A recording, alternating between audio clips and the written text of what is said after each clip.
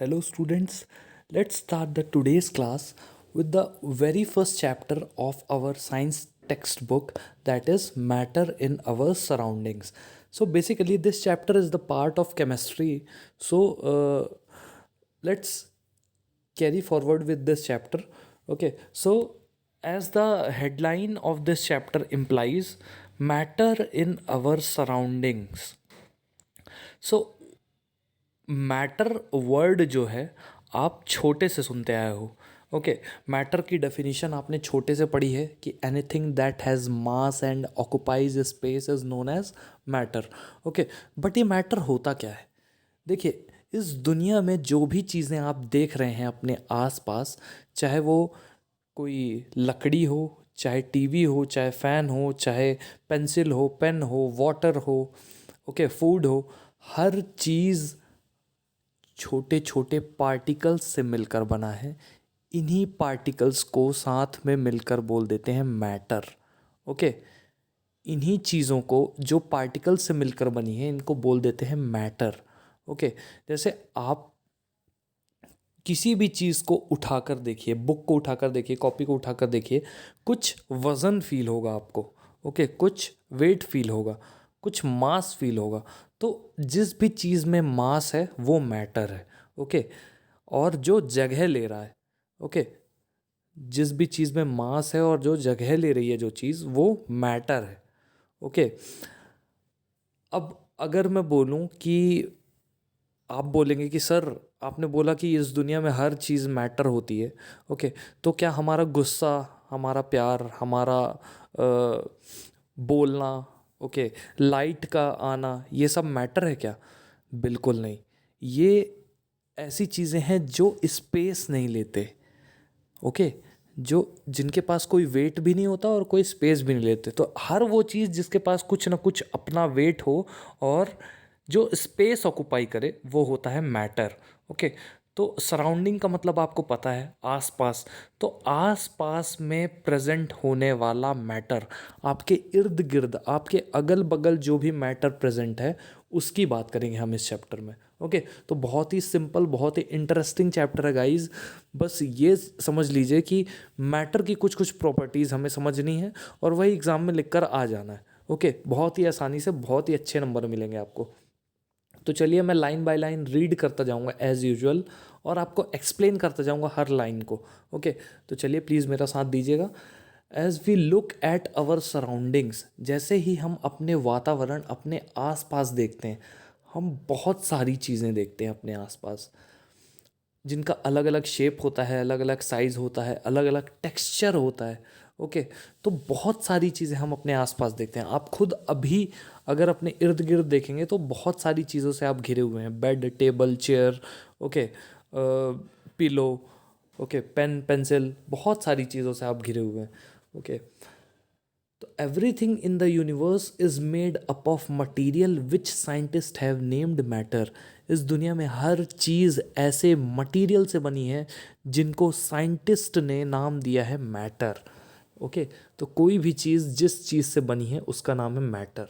Okay, हर चीज़ आप देख रहे हैं अपने आसपास, वो एक ही चीज़ से बनी है, वो है मैटर। ओके, जो हवा हम जिससे सांस ले रहे हैं, जो खाना हम खा रहे हैं, जो पत्थर हम सड़कों पर देखते हैं, जो बादल देखते हैं, तारे देखते हैं, प्लांट्स को देखते हैं, एनिमल्स को देखते हैं, पानी की बूंदों को देखते हैं, बालू, सैंड वगैरह देखते हैं। ओके, हर चीज़ मैटर है। हर चीज़ किससे मिलकर बना है? छोटे छोटे पार्टिकल्स से, जिसका नाम है मैटर। ओके, हर चीज़ मैटर है। Okay, we can also see as we look around that all the things mentioned above occupies space and have mass। जितनी भी चीज़ें हमने ऊपर बताई, चाहे वो क्लाउड हो, स्टार्स हो, प्लैनेट हो, एनिमल्स हो, स्टोन्स हो, तो उन सब का कोई ना कोई मास होता है, कोई ना कोई वज़न होता है और वो जगह लेता है। ओके, जैसे पत्थर, अब पत्थर अपनी जगह लेता है। ओके, स्टार्स यूनिवर्स में जगह लेते हैं, प्लांट्स अर्थ में जगह लेते हैं जहाँ पर वो उगते हैं, एनिमल्स जहाँ पर वो खड़े हो जाते हैं वहाँ पर जगह ले लेते हैं। तो ऐसी कोई भी चीज़ जिसके पास खुद का वज़न हो और जो जगह ले सके वो कहलाता है matter. Okay, in other words they both have mass and volume. तो ऐसी कोई भी चीज़ जिसके पास खुद का मास और वॉल्यूम हो। ओके, मास की एसआई यूनिट क्या होती है? केजी, और वॉल्यूम की मीटर क्यूब। ओके, तो ऐसी कोई भी चीज़ जिसका खुद का मास हो और जो जगह ले वो कहलाता है matter. Okay, since early times human beings have been try to understand their surroundings. बहुत ही पुराने ज़माने से लोग अपने आसपास के वातावरण को समझने की कोशिश कर रहे हैं कि क्या क्या चीज़ें हमारे आसपास होती हैं। ओके, चाहे वो लिविंग थिंग्स हो चाहे नॉन लिविंग थिंग्स हो, हर चीज़ के बारे में ह्यूमन बींग्स जो है वो स्टडी करने की कोशिश करते हैं। Okay, early philosophers classified matter in the form of 5 basic elements. जो पुराने फिलोसफर थे, जो फिलोसफी लिखते थे, वो इस पूरी दुनिया को जो मैटर से बनी है तो उस मैटर को 5 बेसिक एलिमेंट्स में क्लासिफाई करते थे। ओके, उसको क्लासिफाई करते थे मैटर को 5 बेसिक एलिमेंट्स में, जिसको वो बोलते थे पंच तत्व। ओके, ये पंच तत्व क्या थे? हवा, धरती, आग, आकाश और पानी। Okay, air, earth, fire, sky and water. तो आप देख सकते हैं ये पंच तत्व से चीज़ें बनी थी। ऐसा किसने बोला था? जो पहले स्कॉलर्स थे, जो पहले फिलोसोफर्स थे, उन्होंने ऐसा बोला था कि इस दुनिया में जितनी भी चीज़ें हैं वो पंच तत्व से ही मिलकर बनी है। अकॉर्डिंग टू देम एवरीथिंग, चाहे वो लिविंग हो चाहे वो नॉन लिविंग हो, वो इन्हीं 5 बेसिक एलिमेंट्स के बने हैं। ओके, तो आप अपने आसपास जितनी भी चीज़ें देखते हैं वो इन्हीं 5 बेसिक चीज़ों से मिलकर बनती हैं। Okay, ancient Greek philosophers had arrived at a similar classification of matter। जो पुराने ग्रीक फिलोसफर थे वो भी इसी क्लासिफिकेशन पर आए हैं कि 5 जो तत्व हैं जो इंडियन फिलोसफर्स ने बोला था, तो ग्रीक फिलोसफर्स भी इंडियन फिलोसफर्स को सपोर्ट करते हुए यही बात बोलते हैं कि इस दुनिया में जितनी भी चीज़ें हैं वो इन्हीं 5 तत्वों से मिलकर बनी है: air, earth, fire, sky and water. Okay, modern day scientists have evolved 2 types of classification of matter based on their physical properties and chemical nature। तो आजकल के जो साइंटिस्ट हैं, मॉडर्न डे साइंटिस्ट जिनको बोलते हैं, वो किसी भी चीज़ को 2 पार्ट में डिवाइड कर देते हैं। एक उनकी फिजिकल प्रॉपर्टीज़ के बेसिस पे मैटर 2 पार्ट में डिवाइड हो जाता है। एक मैटर की फिजिकल प्रॉपर्टीज़ के बेसिस पे और एक मैटर की केमिकल प्रॉपर्टीज़ के बेसिस पे। फिजिकल प्रॉपर्टीज़ क्या होती हैं? मैटर का shape, size, volume, okay, colour, ये सब क्या है। ओके, और केमिकल प्रॉपर्टीज़ क्या होती है? मैटर किस तरह से एक दूसरे से रिएक्ट करता है, ये केमिकल प्रॉपर्टीज़ हो गई। तो फिजिकल नेचर और केमिकल नेचर हम मैटर का स्टडी करते हैं। पहला है physical nature of matter. Physical nature में पहला पॉइंट ये है कि मैटर जो है पार्टिकल से मिलकर बना है।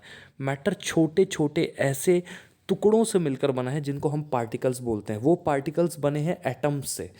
तो एटम्स से मिलकर बने पार्टिकल्स, पार्टिकल्स से मिलकर बनते हैं मॉलिक्यूल्स, मॉलिक्यूल से मिलकर बनता है matter.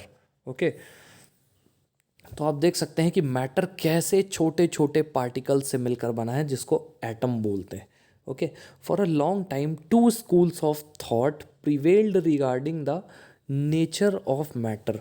Nature of matter, matter के नेचर के ऊपर 2 स्कूल्स ने अपने अपने थॉट पेश किए। पहले स्कूल ने ये बोला कि मैटर जो है वो एक कंटिन्यूअस स्ट्रक्चर होता है, मतलब सॉलिड होता है एक तरह से, मतलब बिल्कुल उसके बीच में स्पेस नहीं होता। और दूसरे स्कूल ने ये बोला कि मैटर जो छोटे छोटे पार्टिकल से मिलकर बना है वो बालू की तरह होता है, वो सैंड की तरह होता है, उसके बीच में स्पेस होता है। तो ये जो दूसरा वाला स्कूल था ये ज़्यादा सही था। अब हम एक एक्टिविटी से पता लगाएंगे कि ये जो मैटर होता है वो कंटिन्यू होता है या वो पार्टिकुलेट होता है, मतलब अलग अलग होता है। ओके, तो वुड या सैंड की तरह कंटिन्यू होता है, वुड की तरह कंटिन्यू होता है या सैंड की तरह बीच बीच में स्पेस होता है उसमें। तो चलिए हम एक्टिविटी को कर कर देखते हैं। हमको क्या लेना है, 100 ml बीकर लेना है। एक 100 ml का बीकर लेना है, उसमें पानी डाल देना है आधा। ठीक है, एक 100 ml का एक बीकर लेना है, उसमें आधा बीकर पानी डाल देना है। पानी के लेवल को निशान लगा लेना है बाहर मार्कर से। ओके, फिर कुछ सॉल्ट या शुगर डालना है, चाहे वो सॉल्ट डाल दीजिए, चाहे नमक डाल दीजिए, चाहे शक्कर डाल दीजिए, और ग्लास रॉड से उसको मिक्स करना है। क्या आपको कोई चेंज मिला वाटर लेवल में? आपको कोई चेंज वाटर लेवल में मिलेगा ही नहीं। ऐसा क्यों? देखिए, मैटर छोटे छोटे डॉट्स होते हैं। ओके, जो पार्टिकल्स होते हैं वो छोटे छोटे डॉट होते हैं। आप बहुत सारे डॉट्स बना दीजिए अपनी कॉपी में, छोटे छोटे छोटे छोटे रैंडमली बना दीजिए अपनी कॉपी में। उसी तरह से मैटर होता है। बीच बीच में जो जगह रहती है वहाँ पर दूसरे पार्टिकल्स आ जाते हैं, जिससे कोई भी चीज़ एक दूसरे में मिक्स हो सकती है। जैसे पानी में अभी आपने नमक या शक्कर घोला, तो पता भी नहीं चला, आपको दिख भी नहीं रहा कि नमक कहाँ गया, शक्कर कहाँ गया। क्यों? क्योंकि जो नमक के पार्टिकल्स थे वो पानी के पार्टिकल्स के बीच में अपनी जगह बनाकर फिक्स हो गए। ओके, यहीं आप अगर टेम्परेचर आपने बढ़ा दिया होता, यानी गर्म कर दिया होता उस पानी को, तो और तेज़ी से मिक्स हो जाते। क्यों? क्योंकि जो स्पेस होता है पार्टिकल्स के बीच में, उसको गर्मी या हीट या फिर टेम्परेचर उस स्पेस को बढ़ा देता है, ताकि दूसरे पार्टिकल्स आसानी से वो बीच वाली जगह ले सके। Okay, what do you think has happen to the salt? आप क्या सोचते हैं कि सॉल्ट का क्या हुआ होगा? Where does it disappear? Salt कहाँ जाएगा? Does the level of water change? क्या पानी का लेवल जो है वो चेंज हो गया है या नहीं हुआ है? तो आप ये पाएंगे कि पानी का लेवल जो है वो चेंज नहीं हुआ है। जो सॉल्ट है, वो सॉल्ट के जो पार्टिकल होते हैं, यानी सॉल्ट जिन चीज़ों से बना है, छोटे छोटे टुकड़े जो होते हैं, वो वाटर के बीच में अपनी जगह बना लेते हैं। ओके, वाटर के पार्टिकल्स के बीच में अपनी जगह बना लेते हैं। ओके, तो ये था ये एक्सपेरिमेंट, ये बताने के लिए कि कैसे मैटर में जो पार्टिकल्स होते हैं उनके बीच में जगह होती है, जैसे बालू के बीच में जगह होती है। ओके, तो सेकंड वाला जो स्कूल था वो सही था। Okay, in order to answer this questions we need to use the idea that matter is made up of particles. इन क्वेश्चंस को आंसर करने के पहले हमें ये आइडिया होना चाहिए कि मैटर जो है वो छोटे छोटे पार्टिकल्स से मिलकर बना है। ठीक है, और ये पार्टिकल्स किससे मिलकर बने? एटम से मिलकर बने। Okay, what are there in the spoon? What was there in the spoon? Spoon यानी चम्मच में क्या था? सॉल्ट या शुगर? जो भी रहा हो, ये पूरा पानी के अंदर एब्जॉर्ब हो चुका है। ओके, आपको अब दिखेगा ही नहीं जो बीकर में आपने मिलाया था कि शक्कर कहाँ गई, नमक कहाँ गया।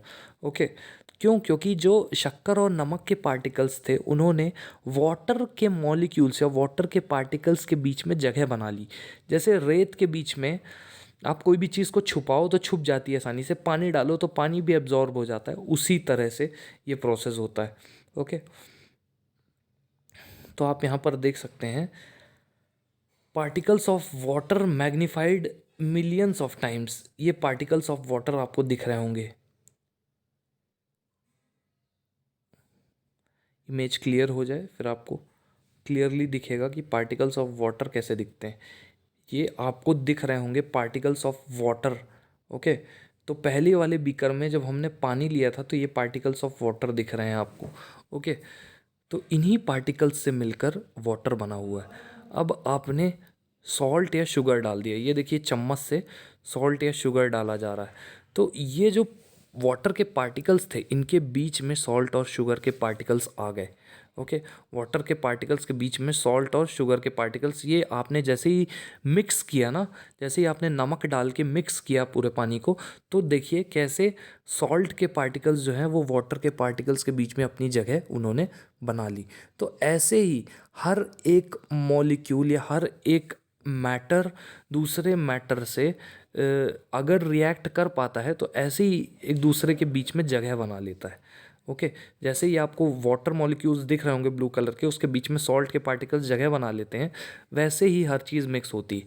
आपने घर पे हॉर्लिक्स वगैरह खाया है, वो बॉर्नवीटा वगैरह खाया है, तो बॉर्नवीटा कैसे गर्म दूध में जल्दी से मिक्स हो जाता है, ठंडे दूध में आप उसको बहुत देर तक उसको आप स्टिर करते रहो, मिक्स करते रहो, फिर भी बहुत टाइम लग जाता है।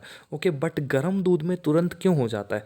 क्योंकि गर्म दूध में ये जो पार्टिकल्स के बीच की डिस्टेंस है ये और ज़्यादा बढ़ जाती है, पार्टिकल्स और ज़्यादा यहाँ वहाँ भागने लगते हैं, ताकि जो दूसरे पार्टिकल हैं, जैसे दूध के जो पार्टिकल्स होते हैं वो बहुत ज़्यादा यहाँ वहाँ भागने लगते हैं, उनके बीच में जो जगह होती है वो और बढ़ जाती है।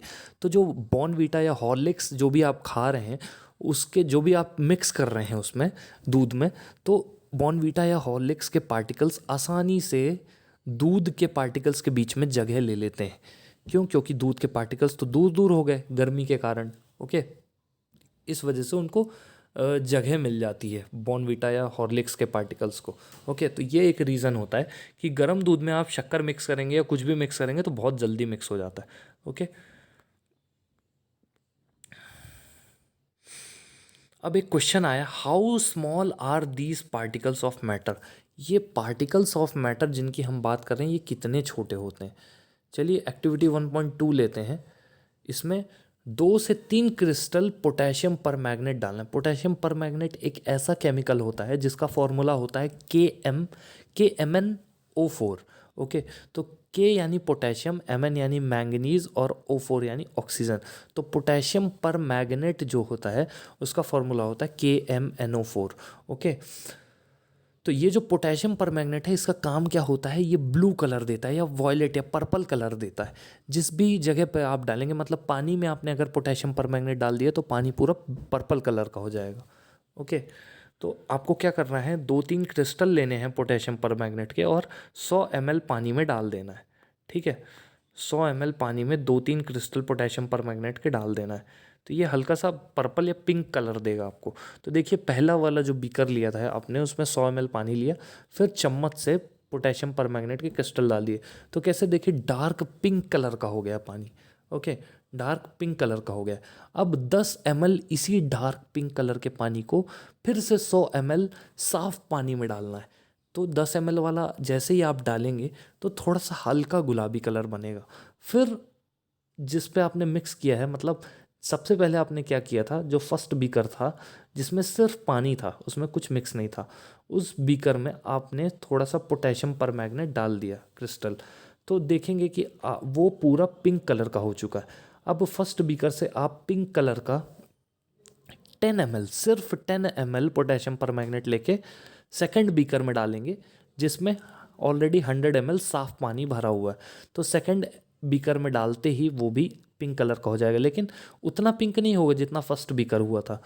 ओके, फिर ऐसे ही उस सेकंड बीकर से 10 ml लेकर थर्ड बीकर में डालेंगे, फिर थर्ड बीकर से 10 ml लेके फोर्थ बीकर में डालेंगे।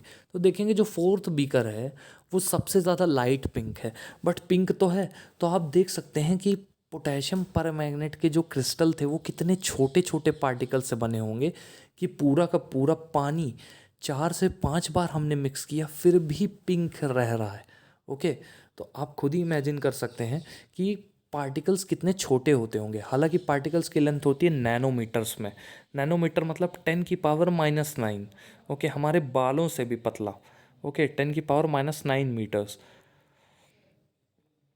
तो ये था एक्सपेरिमेंट। ओके, तो यहाँ पर कुछ जानकारियाँ लिखी हुई हैं, मुझे लगता है कि वो आप लोगों को पता होनी चाहिए। जैसे मास की एसआई यूनिट क्या होती है? किलोग्राम।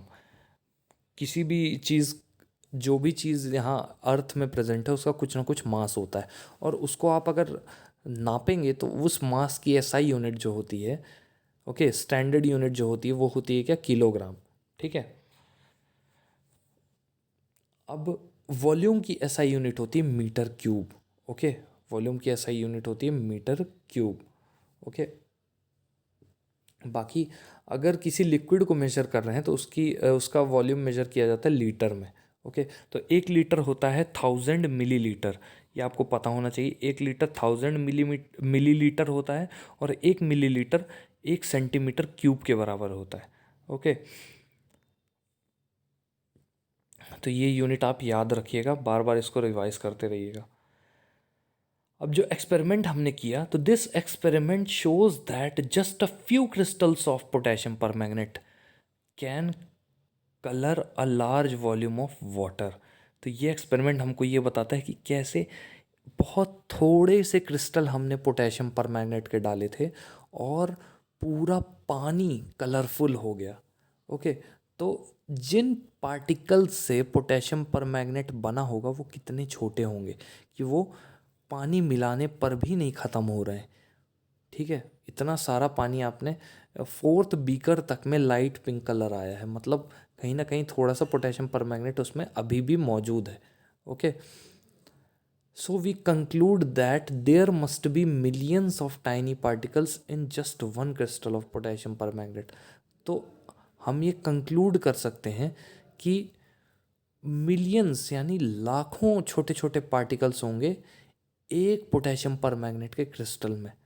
पोटेशियम परमैंगनेट के एक क्रिस्टल में लाखों छोटे छोटे पार्टिकल्स होंगे जो कि अपने आप को डिवाइड करते जा रहे होंगे छोटे छोटे और ज़्यादा पार्टिकल्स में। ओके, तो पोटेशियम परमैंगनेट के लाखों पार्टिकल्स होंगे जो कि खुद को बहुत सारे छोटे छोटे पार्टिकल्स में डिवाइड करते जा रहे होंगे। Okay, the same activity can be done using 2 ml of Dettol instead of potassium permanganate. यही एक्टिविटी अगर पोटेशियम परमैंगनेट आपको नहीं मिले तो घर पे जो डेटॉल होता है उसके साथ कर सकते हैं। डेटॉल 2 ml डेटॉल डाल दीजिए आप पानी में, फिर 100 ml पानी में। अब उस 100 ml पानी को से 10 ml डेटॉल वाला पानी निकाल लीजिए, उस 10 ml पानी को वापस से 100 ml साफ पानी में डाल दीजिए। ओके, फिर ऐसा कर करके रिपीट करिए जब तक 4-5 एटलीस्ट 1000 मिलीलीटर पानी जो है आप नहीं इस्तेमाल कर लेते। ओके, आप देखेंगे कि जो लास्ट वाला बीकर होगा जिसमें आपने 10 ml मिलाया होगा तो उससे भी हल्की हल्की डेटॉल की स्मेल आ रही होगी। उससे ये पता चलता है कि कैसे डेटॉल के जो पार्टिकल्स हैं वो कितने छोटे हैं कि अभी भी आपने 4-5 बार रिपीटेडली मिक्स किया उसको वाटर के साथ, फिर भी जो स्मेल है डेटॉल की वो अभी तक नहीं जा रही, यानी डेटॉल के पार्टिकल्स अभी भी मौजूद हैं। यहाँ पर ब्लू कलर से एक लाइन लिखी हुई है, the particles of matter are very small, they are small beyond our imagination. Matter के पार्टिकल इतने छोटे होते हैं कि हम सोच भी नहीं सकते, वो हमारी सोच से भी छोटे होते हैं। ओके, तो चलिए अब हम जानने की कोशिश करते हैं कि characteristics of particles of matter क्या क्या है, क्या क्या ऐसे कैरेक्टरिस्टिक हैं जो कि मैटर को बनाते हैं। तो अभी तक हमने क्या पढ़ा कि सबसे पहले मैटर जो है वो छोटे छोटे पार्टिकल्स से मिलकर बना है। फिर हमने ये देखा कि ये पार्टिकल्स कितने छोटे हैं। ओके,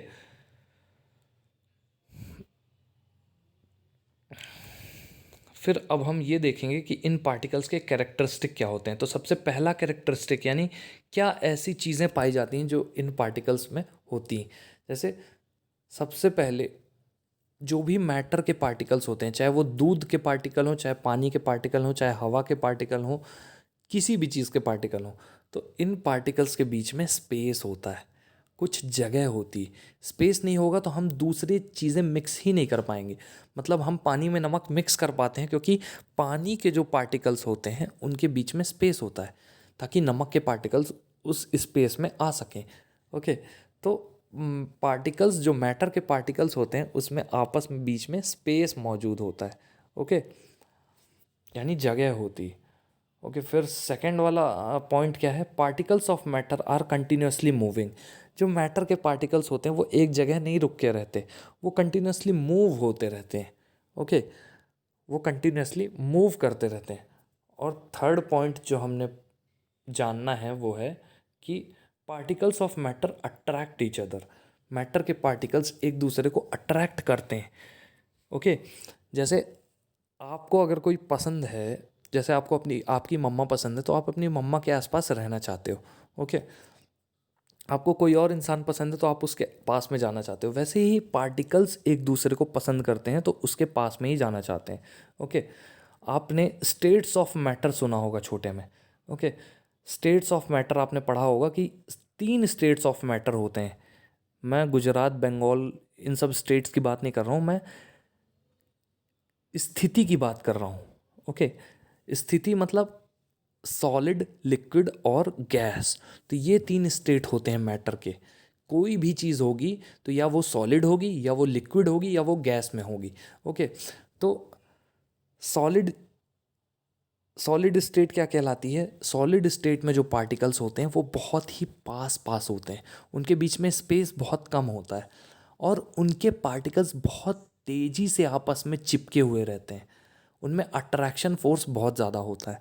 ओके, लिक्विड में देखें तो पार्टिकल्स रहते थोड़े थोड़े दूर हैं, उनके बीच में स्पेस भी होता है और वो फ्रीली मूव कर सकते हैं। ओके, और गैस में पार्टिकल्स बहुत ज़्यादा दूर होते हैं, उनके बीच में अट्रैक्टिव फोर्स ना के बराबर होता है और वो एक दूसरे से बहुत दूर होते हैं। ओके, और उनमें अट्रैक्टिव फोर्स भी आपस में कम होता है। तो सबसे ज़्यादा अट्रैक्टिव फोर्स किस में होता है? सॉलिड में। सॉलिड के पार्टिकल्स में सबसे ज़्यादा अट्रैक्टिव फोर्स होता है, फिर लिक्विड के पार्टिकल्स में और सबसे लास्ट में गैस के पार्टिकल्स में। ओके, तो चलिए अब हम कैरेक्टरिस्टिक्स जानने की कोशिश करते हैं पार्टिकल्स के। तो particles of matter have space between them. Matter के पार्टिकल्स के बीच में स्पेस पाया जाता है, जगह पाई जाती है। तो एक्टिविटी 1.1 और 1.2 में हमने देखा था कि शुगर के पार्टिकल्स थे, जो सॉल्ट के पार्टिकल्स थे या फिर डेटॉल के पार्टिकल्स थे या पोटेशियम परमैंगनेट के पार्टिकल्स थे, कैसे वो इवनली डिस्ट्रीब्यूट हुए। इवनली मतलब आधे के आधे डिस्ट्रीब्यूट हो गए।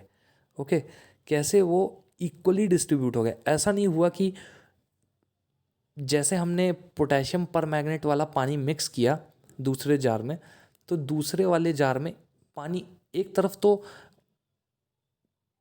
पिंक कलर का हो गया लेकिन दूसरे साइड कोई कलर का ही नहीं हुआ। ऐसा नहीं हुआ, पूरा का पूरा पानी जो है एक साथ पिंक कलर का हुआ है, इक्वली पिंक था। तो इसका मतलब क्या है कि पार्टिकल्स इवनली डिस्ट्रीब्यूट हुए हैं पोटेशियम परमैंगनेट के। ऐसा नहीं है कि कहीं पिंक दिख रहा है कहीं नहीं दिख रहा है। ओके, हर जगह लाइट पिंक दिखता है। इसका मतलब पार्टिकल्स जो हैं वो इवनली डिस्ट्रीब्यूट होते हैं। किसके? जो पोटेशियम परमैंगनेट के पार्टिकल्स हैं वो इवनली डिस्ट्रीब्यूट होते हैं। Okay, similarly when we make tea, जब हम चाय बनाते हैं या कॉफ़ी बनाते हैं या लेमोनेड यानी नींबू पानी बनाते हैं, तो पार्टिकल्स जो होते हैं वो मैटर के, वो दूसरे पार्टिकल्स के बीच में अपनी जगह ले लेते हैं। मतलब जैसे ही हमने नींबू पानी के अंदर मिक्स किया, पानी में नींबू को मिक्स किया जैसे ही, तो पानी के जो पार्टिकल्स थे, ओके, उसके बीच में नींबू के पार्टिकल्स आकर सेटल हो जाते हैं। ओके, या फिक्स हो जाते हैं। ओके, तो नींबू पानी बन जाता है। This shows that there is enough space between particles of matter. ये क्या बताता है कि इनफ स्पेस यानी इफराद जगह होती है मैटर के पार्टिकल्स में, तभी तो दूसरी चीज़ें मिक्स हो जाती हैं। तभी तो आप दूध में शक्कर मिक्स कर लेते हो, पानी में शक्कर मिक्स कर लेते हो, पानी में नींबू मिक्स कर लेते हो। क्यों? क्योंकि पानी के, दूध के पार्टिकल्स जो हैं वो दूर दूर होते हैं, उनके बीच में जगह होती है ताकि शक्कर के पार्टिकल्स, नींबू के पार्टिकल्स आसानी से आकर फिट हो सकें। ओके, चलिए अब हम दूसरे पॉइंट की तरफ चलते हैं, जो है particles of matter are continuously moving. Matter के पार्टिकल्स कंटिन्यूसली मूव करते रहते हैं या भागते रहते हैं। इसका एग्जांपल मैं आपको बता दूं, कभी सूरज की रोशनी खिड़की से अंदर आते देखिएगा, आपको छोटे छोटे पार्टिकल्स मूव होते दिखेंगे। उस रोशनी में जो पार्टिकल्स होंगे वो मूव होते दिखेंगे। वहीं से आपको पता चल जाएगा कि जो मैटर के पार्टिकल्स होते हैं, वो एयर भी तो एक मैटर है। अभी हमने पढ़ा था स्टार्टिंग में, एयर भी था एग्जाम्पल में मैटर के, क्योंकि एयर का भी कुछ ना कुछ स्पेस होता है। ओके, तो जो पार्टिकल्स होते हैं एयर में वो भी मूव होते रहते हैं। एक और एग्जाम्पल से मैं आपको बताऊं, अगरबत्ती जब आपके घर पर जलती है, जब पूजा होती है, तो आप घर के किसी भी कोने में हो, आपके नाक तक स्मेल पहुंच जाती है। ओके, क्यों पहुंच जाती है? क्योंकि जो अगरबत्ती का धुआं होता है वो डिफ्यूज़ हो जाता है, वो मिक्स हो जाता है एयर के साथ। जो एयर आप सांस लेते हैं, तो उस एयर के साथ अगरबत्ती का धुआं मिक्स हो जाता है। ठीक है, उससे आपकी नाक तक जब तक वो नहीं पहुंच जाता, मतलब वो घूम रहा है पूरे घर में, वो धुआं मिक्स होकर घूम रहा है। ओके, और जब वो आपकी नाक तक पहुंचता है तब आपको पता चलता है कि घर पे अगरबत्ती भी जल रही है। ओके, तो ऐसा डिफ्यूजन की वजह से होता है। डिफ्यूजन एक प्रोसेस है, मैंने आपको चैप्टर 5 यानी fundamental unit of life chapter में समझाया था कि डिफ्यूजन ऐसा प्रोसेस होता है जिसमें कोई भी चीज़ अपने ज़्यादा कंसंट्रेशन से अपने कम कंसंट्रेशन की तरफ मूव करती है। ओके, कोई भी चीज़ जो जहाँ पर ज़्यादा पाई जाती है वहाँ से मूव करती है जहाँ पर वो कम पाई जाती है।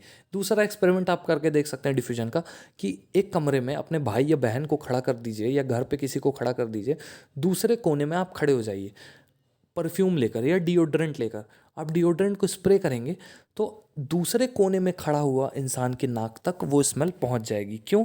क्योंकि जिधर पर आपने परफ्यूम स्प्रे किया है, अपने पास परफ्यूम को स्प्रे किया है, ओके, तो परफ्यूम के जो पार्टिकल्स होते हैं उनका कंसंट्रेशन आपके पास में ज़्यादा है, वो पार्टिकल्स ज़्यादा अमाउंट में प्रेजेंट है आपके पास, वो ज़्यादा से कम की तरफ जाएंगे। कम कहाँ है? जहाँ सामने वाला खड़ा हुआ है, ओके, तो ज़्यादा से कम की तरफ मूव करते हैं पार्टिकल्स, तो उसी प्रोसेस को बोलते हैं diffusion. Okay, movement of particles या movement of substances from their higher concentration to their lower concentration is known as diffusion. Okay, और यही अगर किसी सेमी परमेबल मेम्ब्रेन से क्रॉस होना हो तो वो प्रोसेस कहलाया जाता है ऑस्मोसिस। ओके, तो गाइज मैं आशा करता हूँ कि आपको आज का लेक्चर, केमिस्ट्री का लेक्चर फर्स्ट चैप्टर जो है वो समझ में आया होगा।